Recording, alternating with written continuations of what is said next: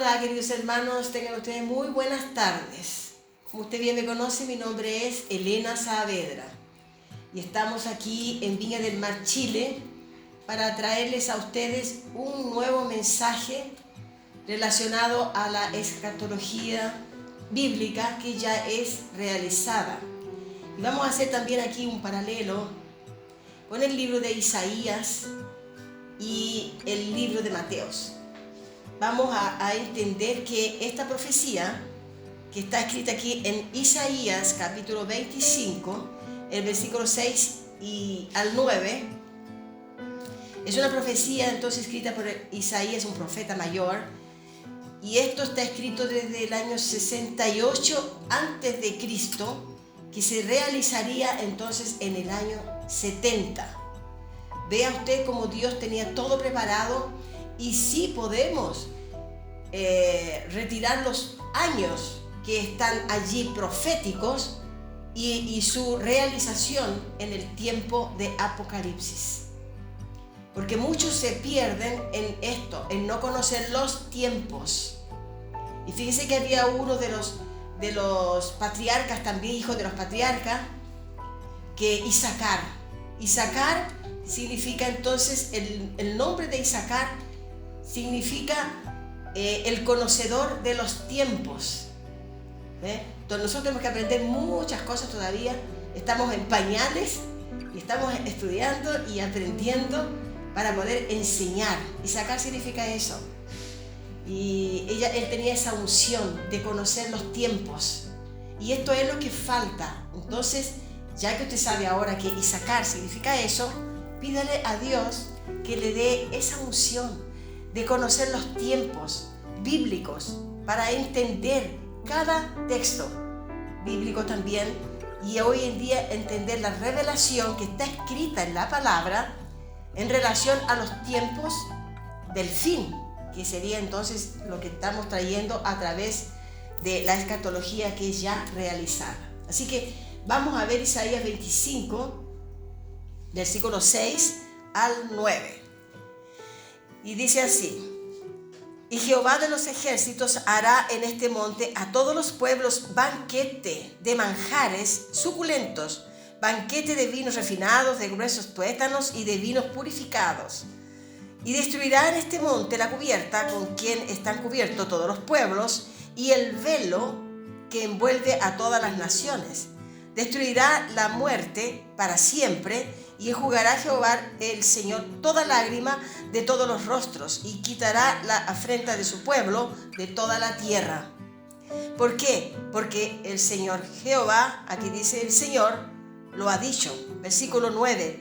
Y se dirá en aquel día: he aquí, este es nuestro Dios. Le hemos esperado y nos salvará. Este es el Señor a quien hemos esperado. Nos gozaremos y nos alegraremos en su salvación. Nosotros hemos hablado bastante sobre el tiempo que llegó esa salvación. Cuando se consumó allí en el año 70, todo el capítulo 24 del libro de Mateos explica claramente todo lo que sucedió y todo lo que el Señor realizó en su segunda venida y última, cuando Él vino por sobre las nubes. Y este trecho de la palabra, del versículo 6 al versículo 9, aquí tenemos todo ese tiempo que se puede desglosar versículo a versículo. Si usted lo va viendo aquí, habla del banquete en el versículo 6, habla del banquete que sería entonces el triunfo del Señor en relación a lo que Él vino a realizar, y se une entonces a su pueblo escogido, los predestinados, y entonces el tiempo de una fiesta, es el tiempo de las bodas, que tanto hablábamos de las bodas del Cordero. Usted sabe muy bien que casamiento significa entonces una cosa, pero bodas, casamiento significa acasalados, en casa, significa convivencia, pero bodas significa compromiso. Y el Señor tenía un compromiso con su pueblo, de venir entonces y defender su pueblo y entregar a su pueblo libertad, para poder ellos entonces subir a la esfera espiritual, después de salir de esta esfera terrenal, ir directamente a la vida eterna. Eso es lo que el Señor vino a ofrecer, que en un mensaje anterior también hablamos sobre eso. Pero veamos en el versículo 6, dice que sería entonces hecho un banquete de manjares suculentos, banquete de vinos refinados. Eso es una alegría, es una fiesta. Y eso entonces habla entonces aquí de una boda. Y dice, destruirá, versículo 7, destruirá este monte la cubierta con que están cubiertos todos los velos, que si todos los pueblos, y el velo que envuelve todas las naciones. Destruiría que él vendría a destruir entonces el templo en Jerusalén, en donde estaba la ley, que ese era el velo que estaba entonces en el rostro de Moisés. Ese velo sería retirado, que era el velo de la ley, y eso salió también en el año 70. Dice, destruirá la muerte para siempre y enjugará el Señor toda lágrima. ¿Por qué toda lágrima? Porque era tiempo de tristeza, era tiempo de angustia, por la opresión que el imperio romano tenía, y también de los propios judíos apóstatas, que también tenían esa persecución sobre el pueblo cristiano. Entonces había un tiempo de mucha angustia, mucha tristeza, desolación, y también mucho dolor. Era tiempo de angustiosos. Ahora el versículo 9 dice, y se dirán aquel día, este es nuestro Dios, le hemos esperado. ¿Qué es lo que ellos esperaban? Ellos esperaban el tiempo de la salvación, el tiempo de la vida eterna. Esperaban todas las promesas que estaban allí escritas en todos los libros de los profetas. Todos ellos trajeron por mandato del Señor las profecías del tiempo a cumplirse en el año 70. Ellos entonces, todas estas profecías, ellos esperaban el evangelio también de la gracia, esperaban allí la resurrección de los muertos y todo lo que usted conoce. Ellos esperaban. Entonces vea usted que estaban en alegría, y dice, este es nuestro Dios, en quien nosotros esperábamos. Nos gozaremos y nos alegraremos en su salvación, porque allí entonces el Señor entrega ya la salvación, manifiesta esa salvación de los que estaban muertos, ¿cierto?, para la resurrección de vida, la resurrección eterna, para vida eterna. Y eso es entonces lo que está escrito, versículo 6 al versículo 9. Vea usted que todo esto entonces era una promesa. Y esta promesa incluía el evangelio de la gracia de Dios, ¿no?, que el apóstol Pablo vino ministrando durante todo el tiempo allí de sus viajes misioneros. Él vino ministrando sobre el evangelio de la gracia de Dios, porque allí estaba entonces incluso en el evangelio todo lo que se comenta desde el versículo del libro de Romanos al libro de Hebreos. Está todo allí escrito para que usted vea el evangelio de la gracia de Dios, que es el verdadero evangelio, el evangelio de que tiene poder, sin rudimientos de la ley. Así que la muerte también sería vencida. Dice que la muerte sería vencida. Esa muerte era la muerte segunda, que es la muerte espiritual, porque la iglesia ha estado enseñando de que los muertos resucitarían, ¿cierto? Pero esto fue espiritual. Esto fue una profecía y fue una promesa que el Señor tenía para ese tiempo. Pero no es que los muertos iban a resucitar en su cuerpo, porque sabe que el cuerpo físico ya deshecho no podría entonces subir volando como que fuera una paloma, una ave, ¿no?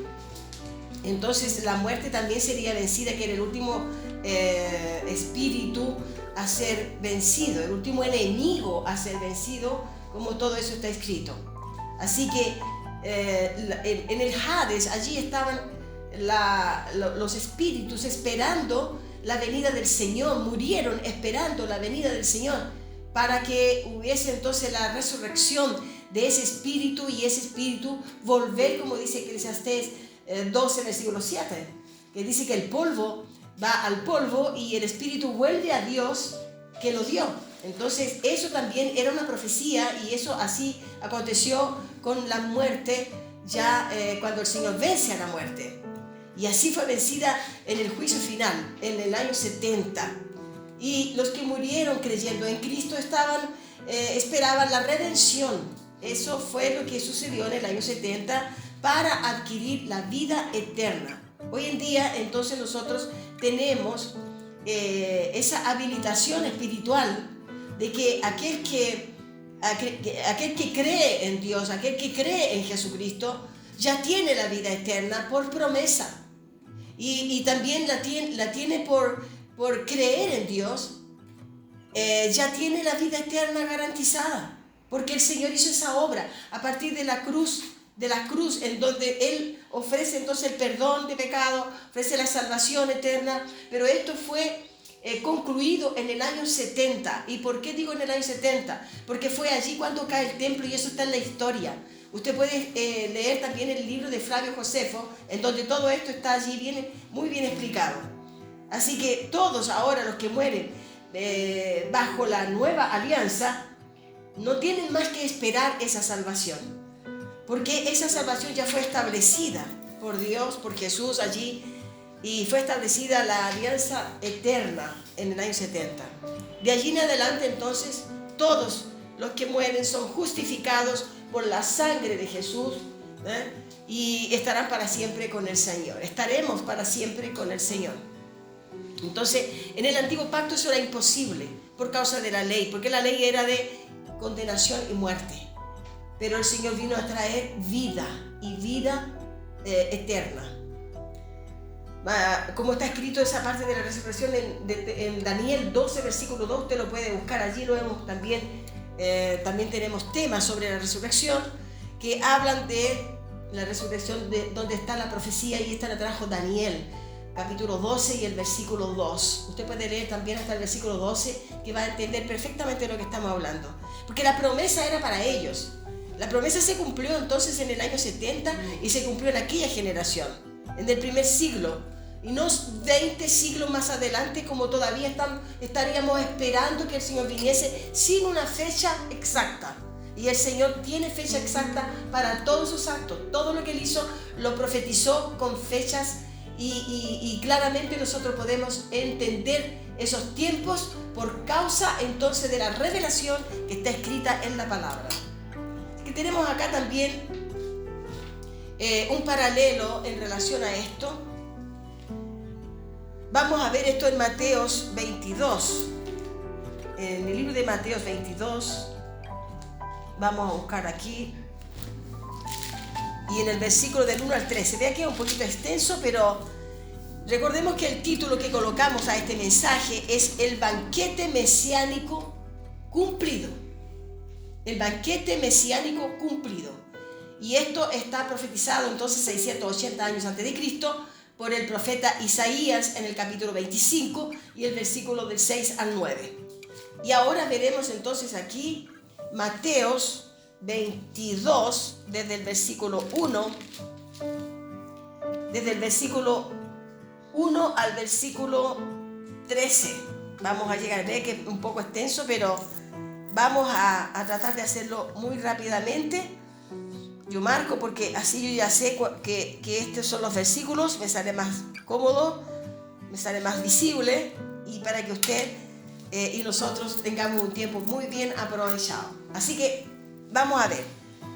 En el capítulo de Mateo 22, vamos al versículo 1 al versículo 2. Vamos a comenzar el versículo 1. Y respondiendo Jesús les volvió a hablar en parábolas. Vea que Él le hablaba a sus discípulos en parábolas, diciendo, ¿y qué es lo que es parábola? Es una comparación de lo espiritual a lo físico. Esas son las parábolas. O podría ser también de lo físico a lo espiritual, ¿ya? Dice, el reino de los cielos es semejante a un rey que hizo fiesta de bodas. Entonces aquí vemos que está también Isaías en este capítulo. Isaías, que acabamos de ver el libro de Isaías, ¿cierto? Capítulo 25 y el versículo 25 del 6 al 9. Pero aquí habla de esta misma boda. Estamos viendo un paralelo. De la misma boda, dice, el reino de los cielos es semejante a un rey que hizo fiesta de bodas a su hijo, Jesús, y envió sus siervos a llamar a los convidados a las bodas, mas estos no quisieron venir. ¿Quiénes son los que no quisieron venir? Los judíos de aquella época que persiguieron a Jesús, que perseguían a los cristianos. Ellos no quisieron venir porque no aceptaron al Mesías, no creyeron que Jesús vino, entonces que era él el Mesías. Y entonces dice que los llamaron a los convidados a las bodas, mas estos no quisieron venir. Pero el Señor siempre le ofrece, ¿cierto?, venir, y ellos no quisieron. Volvió a enviar otro siervo diciendo: decid a los convidados, he aquí he preparado mi comida, mis toros y mis animales engordados han sido muertos y todo está dispuesto, venid a las bodas. Pero ellos no quisieron venir, mas ellos, sin hacer caso, o sea, despreciaron la invitación de salvación y se fueron, uno a su labranza y otro a sus negocios. Versículo 6. Y otros, tomando a los siervos, los afrentaron y los mataron. Tenemos temas allí también en donde, en este mismo canal, en este mismo MIEGI, Ministerio Internacional Edificando en Gracia, que habla sobre que los enviados del Señor, ellos mataban a los enviados, los profetas, ¿no?, que el Señor les enviaba para comunicar lo que Él iría a realizar, que venía el juicio, mas ellos prefirieron matar. Y ellos le decían: Jerusalén, Jerusalén, tú que matas a los profetas. Y eso te lo encuentra ¿dónde? En Mateo 23. De allí en Mateo 23 están todos los ay que ellos tuvieron que sufrir por causa del desprecio que hicieron con nuestro Señor Jesucristo. Así que, versículo 6. Y otros, tomando a los siervos, los afrontaron y los mataron. Al oírlo el rey se enojó, se iró. Dios se iró. Dios se iró, y enviando sus ejércitos, el ejército romano, que usted sabe muy bien que fue comandado por el general Tito, enviando sus ejércitos, destruyó a aquellos homicidas y quemó su ciudad. Esto habla de que de Jerusalén, del año 70, cuando el Señor deja caer el templo, lo quema. Y no fue el general Tito que hizo esto, fue el propio Dios usando al ejército romano. Que la persona que no es espiritual no va a entender esto, va a pensar que fue Tito que quemó el templo y que fue el ejército romano que tenía la orden por el general Tito. No, nada de eso. El Señor hizo todo esto proporcionalmente porque lo tenía todo profetizado desde los libros de los profetas antiguos que están en el antiguo pacto. Así que aquí dice: y al oírlo el rey, que es el propio Dios, se enojó, y que el propio Dios es Jesús también. Se enojó, y enviando sus ejércitos destruyó a todos aquellos homicidas y quemó su ciudad. ¿Qué ciudad era esa? Jerusalén. Jerusalén fue quemada entonces, la Jerusalén antigua, la Jerusalén de las 12 tribus de Israel. Esa Jerusalén, la que sufrió entonces el juicio cuando el Señor vino por sobre las nubes. Versículo 8. Entonces dijo a sus siervos: las bodas a la verdad están preparadas, mas los que fueron convidados no eran dignos. No eran dignos, porque afrentaron al propio Dios en la manifestación de carne cuando vino como Jesús de Nazaret.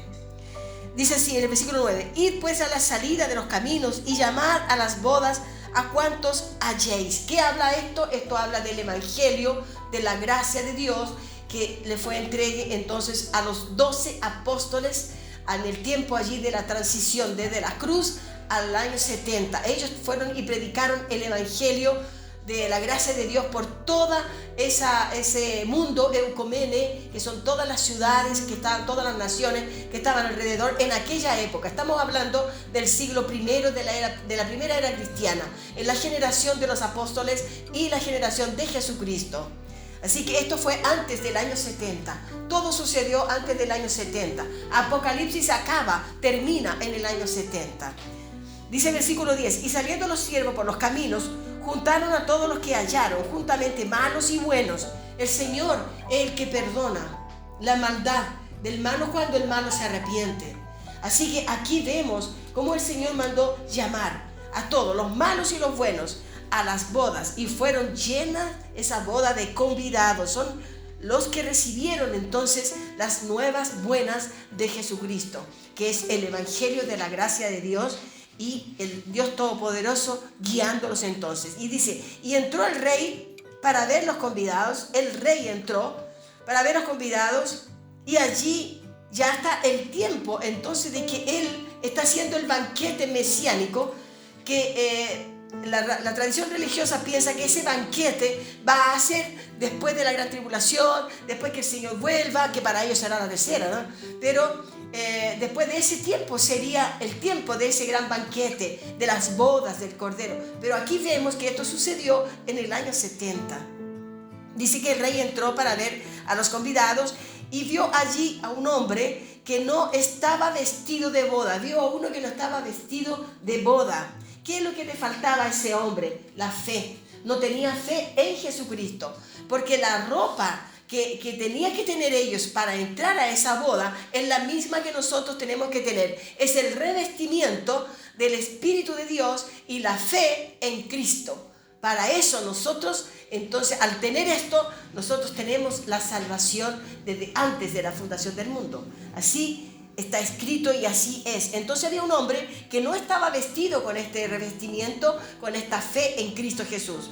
Versículo 12, y le dijo, amigo, ¿cómo entraste aquí sin estar vestido de boda? Entonces, más él enmudeció, él no pudo decir nada, no tenía cómo decir nada. Entonces el rey dijo, que aquí cuando habla de rey es el propio Jesús, el propio Dios, porque aquí él ya ejecutó el juicio, ya pasó el tiempo de la resurrección de los muertos, ya pasó entonces el tiempo de la caída de Jerusalén, la caída del templo, la retirada de la ley. Todo eso ya sucedió. Ahora viene la alegría, el banquete, viene la boda. Así que si usted está escuchando este mensaje y usted está viendo que es así dinámico, porque las bodas del Cordero, todo el mundo la esperaba. ¿Y quién no espera una boda? Todo el mundo espera una boda. Si usted lo está viendo, a lo mejor le sirve de profecía. Pero aquí estamos hablando de la Biblia, que el tiempo de la boda fue el tiempo cuando el Señor ya entonces se une Él con su iglesia, que era la novia. Que era la novia, él se une y entonces ahora él es el marido de esta iglesia mística que está en el mundo entero. Él es el marido, él es el esposo y él es espíritu, él es espiritual, él acompaña. Él está siempre, en todo lugar. Él es omnisciente, omnipresente, omnipotente. Él está en todo lugar. Él tiene todo el poder, toda la autoridad. Y ese es nuestro marido espiritual. La iglesia tiene ese marido espiritual. Él es el cabeza de la iglesia. Nosotros somos el cuerpo. Y los dos entonces completamos lo que Dios necesitaba. Allí entonces Él se une con su pueblo. Él se une con sus hijos. Él se une a su pueblo y allí está entonces la boda. La boda mesiánica. Y entonces vemos aquí, dice, entonces el rey dijo a los que servían, atadle, ¿a quién? A ese que no tenía entonces el vestido de boda. No estaba preparado con la fe, no aceptó al Señor, no quiso, no es aceptarlo ahora, tenía que aceptarlo en aquella época, era antes del año 70 que tenía que aceptar a Cristo. Hoy en día tú tienes fe, usted tiene fe en el Señor, usted es salvo. Y salvo para siempre. Nadie le quita su salvación. No tiene que ir a un templo de piedra para recibir al Señor, porque a usted el Señor lo recibió antes de la fundación del mundo, lo trajo a la tierra para cumplir un propósito acá. Y esto entonces es lo que habla Isaías 25 del versículo 6 al 9, que es el paralelo con Mateo 22 del 1 al 13. Y vea que dice, entonces el rey dijo a los sirvientes, atadle de pies y manos y echadlo en las tinieblas de afuera. En las tinieblas de afuera. Allí será el lloro y el crujir de dientes. Y mire, el versículo 14 dice algo muy importante, porque nosotros no conocíamos los términos bíblicos. Ahora con la revelación se torna todo muy claro, muy fácil, que nosotros hemos aprendido todo esto a través del preterismo pleno, ¿ya? Que tenemos entonces el profesor en Brasil, el profesor Heriberto Suárez, y nosotros le agradecemos mucho porque fue este pastor y este profesor que Dios nos colocó para abrir nuestra mente, para abrir nuestro conocimiento, para abrir nuestros ojos espirituales. ¿Por qué? Porque nosotros deseábamos conocer la verdad, porque estaba escrito y está escrito, conoceréis la verdad y la verdad te hará libre. Pero hay muchos que todavía están con sus ojitos cerrados y clamamos a Dios para que Dios le dé espíritu de revelación, que está escrito en la palabra, espíritu de sabiduría, espíritu de entendimiento, que el Señor les dé para que así puedan ellos también entender lo que nosotros estamos aquí entendiendo. Y miren lo que dice aquí, porque muchos son llamados. Muchos son llamados de su familia, de sus queridos, de sus colegas, muchos, de muchas naciones. Muchos serán llamados y pocos escogidos. Tal vez usted sea uno de los escogidos porque usted está leyendo, usted está escuchando, usted está prestando atención, porque el que quiere aprender tiene que oír. El que quiere aprender tiene que oír, tiene que meditar, tiene que pensar, tiene que estudiar, tiene que examinar las Escrituras. Escudriñar la palabra de Dios es lo que nosotros necesitamos. Fíjense que hasta en el libro de Josué dice eso. En el libro de Josué, en el capítulo 1, ya habla de eso, versículo 9. Dice que nosotros tenemos que meditar en la palabra. Y meditar significa usted comparar la Biblia, estudiar la Biblia. Es muy necesario. Si usted necesita saber más de esto, usted siga en esta plataforma. Síganos por Facebook, síganos por este canal YouTube. Y envíe los mensajes. Usted puede enviar estos mensajes a todas las personas que usted necesite, que usted quiera y que usted sabe que están allí prontos o que necesiten salir de la confusión, salir de la ignorancia espiritual, salir de la ceguera religiosa. Eso es el mandato que tenemos. Mire, yo ahora estaba conversando con una persona que es muy interesada en esto y le comentaba algo que el Señor habló conmigo. Tiempos atrás el Señor dijo que en este país, Chile, Él iba a usar mi vida para derramar vino nuevo. Y yo entiendo que el vino nuevo es el Evangelio de la gracia de Dios. Y es por eso que mi corazón se inflama de quererle enseñar a usted la verdad, para que usted sea libre. Así que le pedimos ahora, entonces, con esto estamos terminando, le pedimos entonces que usted diga me gusta, que usted se suscriba, que usted envíe estos mensajes, comente con sus colegas, con sus conocidos, con sus familiares, sus parientes, y así usted ya va haciendo también su parte hasta que llegue el momento en que el Señor también la ponga en una plataforma para poder enseñar. Porque eso es la intención nuestra.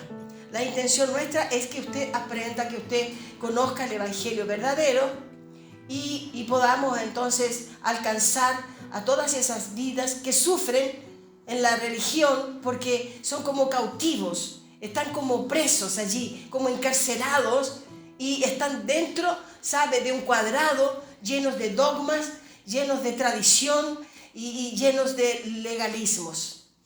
Y en esta hora entonces nos despedimos y le ofrecemos a usted este mensaje que trajo entonces como por título el banquete mesiánico cumplido. Todo se cumplió en el año 70 después de Cristo. Gracia y paz.